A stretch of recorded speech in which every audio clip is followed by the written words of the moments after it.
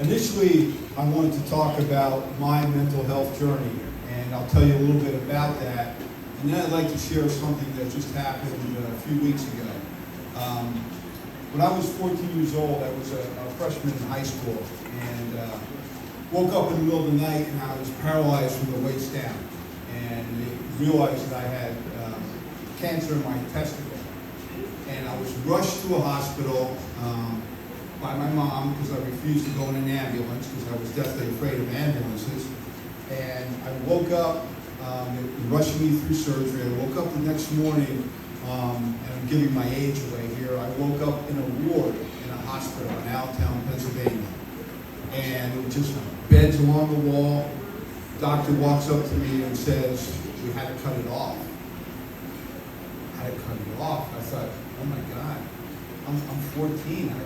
What does that mean? And he explained it to me, and I said, "I have two questions for you. Can I still play sports, and can I still have children?" And the answer was both yes. So thank God for that. But that was when I was 14, freshman in high school, kind of progressed, didn't think much about it, went on, got into my senior year in high school. I was offered quite a few D1 scholarships to play football and baseball, and I separated my shoulder. And I had one of those high school coaches who was not the nicest person in the world, and he basically called the schools that I was supposed to get a scholarship from and told them I was done. I ended up going to a small school, still had a very good career, and at the end of that career, I thought I was going to be drafted by the Baltimore Orioles, who were following me through my college career. But I never got drafted. So I ended up going to Italy to play professionally, and there I was named Rookie of the Year for the team I was playing for, which kind of changed my life. I had the opportunity to come home, and I got an opportunity to play. I had 3 offers, and people say, "Did you want to play for anybody specifically?" I said, "No. Whoever I get the opportunity to play with, I don't care." And the Boston Red Sox came to my house with a contract, signed a contract. I thought, wow, this is a dream come true. This is all I ever wanted. I go, play pro ball, and I'm working my way through the system. And I'm actually invited to one of my teammates' weddings, stop at a red light, and I look in the rearview mirror, and here is this car coming, and the car's moving really fast.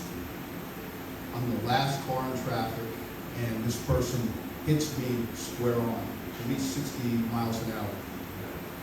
Car flips over, flips back, and I get out of the car, and I look down, and my foot is pointing straight up in the air. And I'm thinking, I'm fine. I try to take a step and fall down. I begged the policeman to put me in the ambulance with the guy who happened to be drunk at 7 o'clock at night, who partially went through his windshield and tried to drive away. Thank God the people on the street stopped him and made him get back in the car until the police came. So that was the end of my professional career. And when Jermaine and I first talked on the phone and shared our experiences, I went into a severe depression. It was a lifelong dream that ended like that. Now, my parents were working class people, and they always stressed education. And they really pushed, finish school. I had an opportunity to leave college a year early to sign, and I didn't. I stayed and I finished school. And it was the kind of thing at that point, anything that had to do with mental illness or any kind of issues you had, you really didn't talk about it. I didn't go see a therapist. I tried to go back, and I went back to graduate school, felt like a fish out of water. Well, I ended up working at Pennsylvania Hospital, both the medical and the psychiatric hospital. The scary part was that I was crazier than the people I was dealing with at the psychiatric hospital. So that was very humbling also to realize that I was in bad shape. And through a small support system of some very close friends and family, was able to slowly pull through, but it took me a long, long time. Jermaine and I shared that information. I tell people all the time, and I currently coach high school, and I coach Special Olympics. And I tell my high school players all the time that if I could have thrown my glove and spikes out of the plane in some way, I would have, because I didn't want anything to do with the game. So it took a long time to get through that, and we talked about working through mental issues, and we talked about giving back. And that's part of the process of me learning how to walk again after a year and a half, and realizing that I would do things differently in the rehab process. That rehab process brought me to where I am at this point in my life, and also opened another door for me, which is Special Olympics. I got involved with Special Olympics through a friend of mine who was going to volunteer, and she said, you know, they'd like to start a baseball program. And I said, I've always had a soft spot for people with disabilities. I went to Special Olympics New Jersey and talked to them about what they were trying to start, and I didn't hear from them. A month went by, 6 weeks went by, so I called them back. And they said, oh, sorry, the person that took your volunteer application left.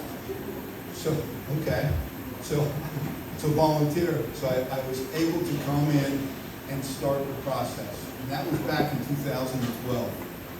And my wife was sitting here, and she could tell you the first time I came home, we had an open clinic. We had 90 people show up with all types of disabilities.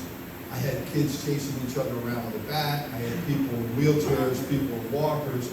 It was wild. I thought, oh my God, what did I get myself into? Well, that evolved to, in 2014, there were the USA Games. USA Games is a Special Olympics event that takes in every state in the union, and that happened to be held in New Jersey. And this was the first time, and at that point, the 45-year history of Special Olympics, that baseball was offered. Now, I wasn't able to pick the team. They gave me 19 athletes. 19 athletes. My youngest was 16. My oldest was 45. All 19 were in my lineup. And I got close to these guys over that year and a half period that I realized how much they loved the game and never had the opportunity to play the game. Quite a few of my players have said to me, Coach, I was always the manager. I never got a chance to go on the field. And one of my favorite players is a player named Moose. His actual name is Carl, but Moose is about this big. Was born with all kinds of defects, huge glasses, and during the game, it's a regular baseball game. We actually played in Trenton at the Trenton Thunder Stadium, where the Yankees used to have the Double-A team. And I sent Moose out to left field, and Moose would run out there and he'd say, Coach, Moose is waving to you. I'd have to wave to him every pitch. Right? Incredible. I mean, he had his own fan club. Well, I didn't realize that the Baseball Hall of Fame was there. And they actually wanted the lineup card from that night, and I wrote Moose on it instead of his real name. And actually, Jermaine is in the Hall of Fame. I'm actually in the Baseball Hall of Fame. Not as a player, I wish I was, but actually as a coach.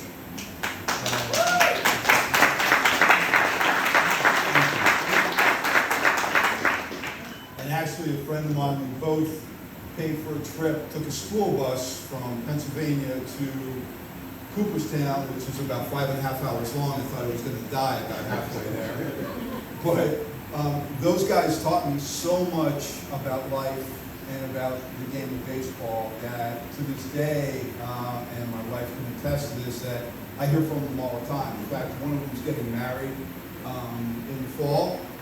So, their lives go on, they love the game, and I love being with them. Let me take a step back. About 2 weeks ago, I said I coach a high school varsity baseball team. And I thought it was a normal high school baseball game where, yes, I'm smiling, I'm happy. As the game progresses, I'm spitting, I'm shaking my head, I'm going, oh my, who coaches these guys? They're terrible, right? Turn around again, I'm smiling, the game works in our favor. Little did I realize that this game was going to change two of my seniors' lives that night. After the game, they went home and they were sitting in their room. One of them reads on Instagram that his friend posted a suicide note. Okay? 18 years old, track athlete. My guy was such a mess. He got dressed, called his parents, they called the young man's parents, and he had an idea where this kid may be, because the note did not say where this young person was, this athlete or friend. They found him on what's called the Lean Dam in between New Hope and Lambertville, and he was still conscious. Now, my athlete went with him, went with the police, found him, and they basically took care of him, and he's doing fine now. But I had no idea until the next day when I got a couple of text messages and calls that this player and my athletes were that close with him. Well, one of the things I do as a coach is every day I talk to every one of my players, from my best player to my player who doesn't see the field because he's young and he's progressing. What I try to do is check in with them. Right? What my high school players talk about is being real. Coach, I want you to be real with me. Okay, that's great. I will be real with you. My Special Olympic athletes on the other side talk about superhero powers. And I'll show you how that kind of comes together. But we had a 2-hour practice the next day. I spent most of that time with both of my athletes, talking to them and listening to them to see how this impacted their lives. And basically what they're saying is, Coach, I never want to experience that again. Okay? I knew my friend was depressed. I didn't know how depressed. So what my challenge is to all of you in this room to go back and to help and listen to young adults. If you look statistically in this past year, depression and anxiety for teens has risen by 37%. ADD, according to a lot of studies, has increased by over 40%, almost 50%. So what that means for athletes is, if you're setting up basically a practice session, instead of being a 15-minute clip to keep their attention, because their attention span is terrible for high school athletes, cutting it down to 10 minutes. Okay? The other thing that was alarming to me is that 48% of teens do not go to their parents for help. We need to help. We need to get back, give back, as Jermaine has done, visit schools, become a mentor for these young athletes. Because these things happen and people say, well, yeah, I knew he was depressed, but I didn't know how depressed. The last part of the statistics that really got me was second for teen deaths is suicide. Okay? That's overall what ends a lot of these young people's lives from 10 to 24 years old, which blew me away. So that's really the message that I